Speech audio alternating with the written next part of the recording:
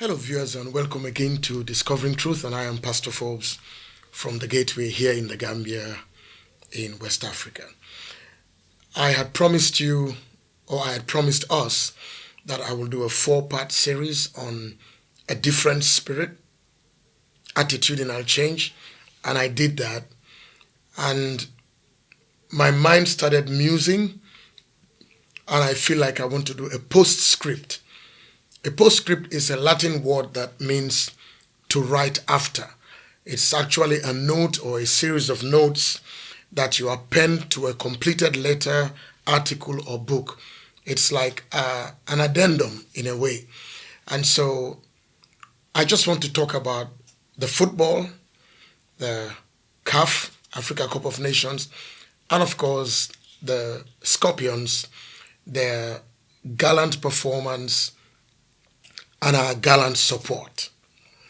And I want to say that I noted with great joy that all of us celebrated them, wished them well. We donned their jerseys, scarves, coolie highs, and there was just a buzz in the nation. Some people were praying for their victory. A lot of us were wishing them well because for the first time we qualified for the African Cup of Nations, and when we won 2 games and drew the third one and became almost first equals, but goal differences kept us second, there was just that buzz. I saw something on BBC News calling us, or France 24, calling the Scorpions the giant killers. And I know friends of mine way out in the USA, in Colorado, people in Nigeria, Ghana, who were all just celebrating the Scorpions because we became the darling of the tournament. I know Comoros was also celebrated, but I want to talk about the Scorpions. And we enjoyed that. And that was good. That was great. Because for once, it seemed we were all as a nation on the same side. And nobody would say they did not notice. I couldn't help but noticing that it almost even took a political togetherness with different political personifications, either watching from their living room, big screen TV, or giving wishes and prayers on Twitter, on Facebook. And that was commendable. That is commendable. That is how our nation should go. So we noticed and we watched. They won 2, they drew 1, because they played together, because they worked together. They played as a team, regardless their tribal affiliations, their tribe, their religion, and anything like that. Nobody thought about that. And everybody became ecstatic, excited, almost to delirious points. Westfield, Senegambia Junction, traffic light, different places, even some homes outside of the country. People were celebrating. Other nationalities from other nations came on board to join us in celebrating. But a pertinent question I want to ask in this postscript, especially where we seem to either have come from or are still lingering in, is this: what was and is the tribal makeup of the Scorpions team? And your answer probably to me is going to be, who cares? We don't want to know. We don't know. All we just wanted was for them to win. As we say in Wolof, win rek, na boise win. That's what we wanted. And very true. Because, again, we saw what togetherness, collaboration could do. It breeds success. And when success comes, we are all glad. As a nation, we were all excited. People wanted to leave work earlier because the Scorpions were playing. I remember I was in my office on the 3rd or the 2nd March, and you know my office is at the church there on Battle Harding Highway, on one side opposite Gam Works, on the other side opposite Y School. We are at the junction there. And I live in Senegambia. And under normal circumstances, around 6, 7 or 3, 4, you will be crawling in the traffic. And sometimes 45 minutes before I get home. I left my office that day. The match had just started. It took me 4 minutes driving. No vehicle, no traffic, not even a police checkpoint, not even a dispatch rider. Nobody was anywhere because everybody was glued to their TV. One of the matches, I could also listen on the radio in the car, driving, and I wasn't speeding or anything like that. Just a normal drive, 50, 60 kilometers an hour. Quiet.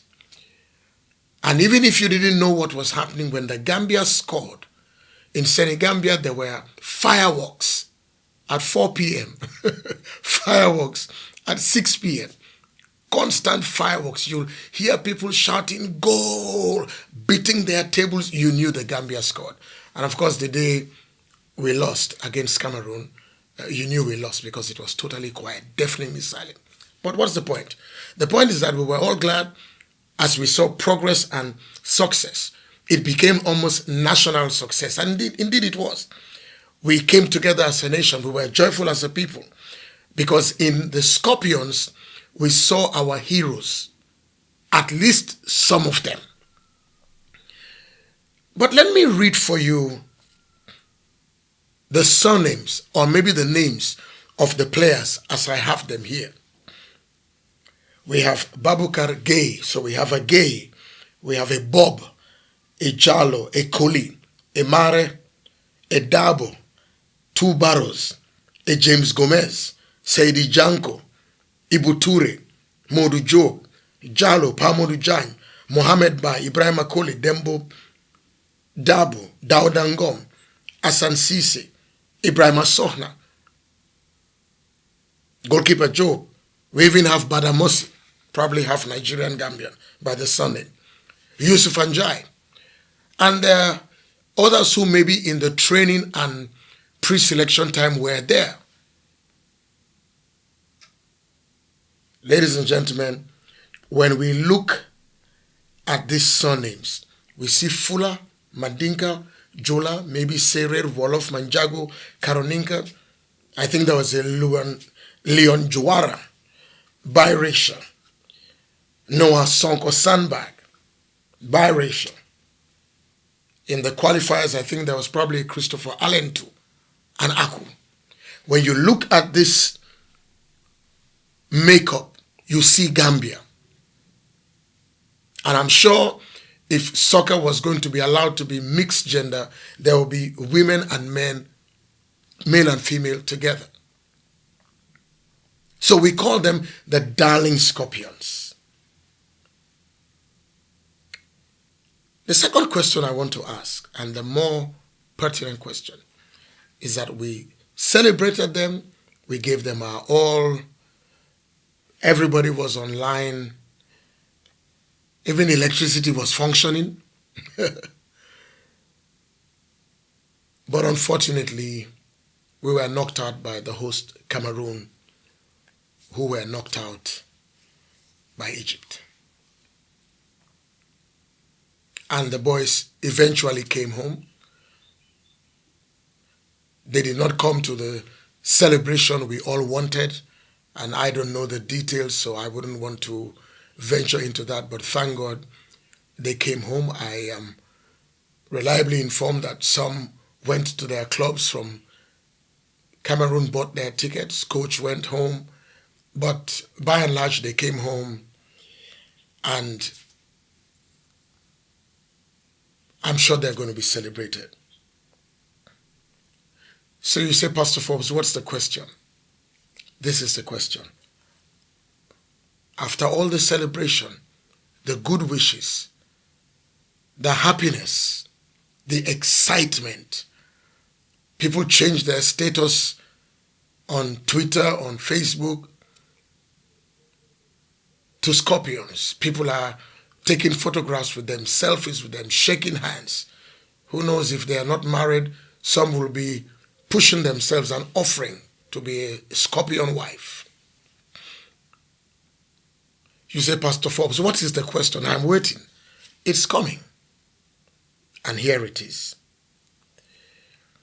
I was just thinking to myself, what happens, or what would happen, and what can happen if we woke up and heard that each of the scorpion players in town decided to run for National Assembly seat as a parliamentarian in the upcoming elections? Will we still see them as the individual scorpions we supported, barrow? Will they receive our prayers and our best wishes? Will we celebrate them? Or, in what seems to be our typical fashion and MO, will we suddenly remember their names, their surnames, their tribes, their background, their religion, and jump onto social media with that all too familiar gutter Gambian language on social media and spew profanity, insults, unbelievable things against them, because now we don't agree with them politically and we have to bring them down. We have to knock them down. And if we do succeed, when the dust seemingly settles, we come back again and tell them, don't worry, let's all come together. Elections are over. Let's build the country. Time politique jeex na. What about the damage? What about the trauma? What about the scars that the same us who clapped will turn around and spew? Because we really celebrated these boys. I just wondered. And you can't say, well, they have nothing to do with that. It's not their field. No, they are Gambians. And I'm not saying they are going to do that. I'm just wondering. Because remember, this series was entitled A Different Spirit, Attitudinal Change. And as I ended it formally last week, I talked about the consistency of how we behave, respond, that makes us to be known as Gambian and raises the bar on our Gambianness and our smiling coast.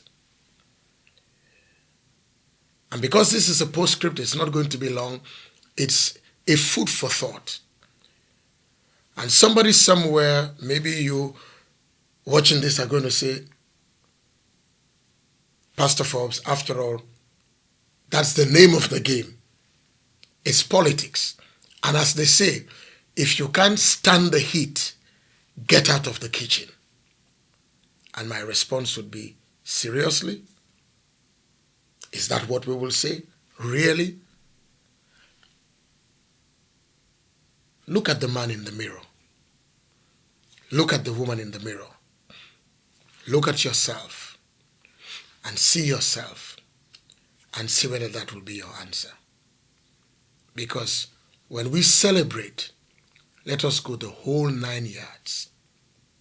In success, victory, failure, defeat, let's hold each other together. Let us not celebrate in segments. Goalkeeper is great until the day he wants to do something here, and then we remember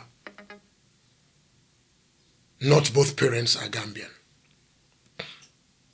Skipper is good until he wants to do something, and we say Kiso Sela.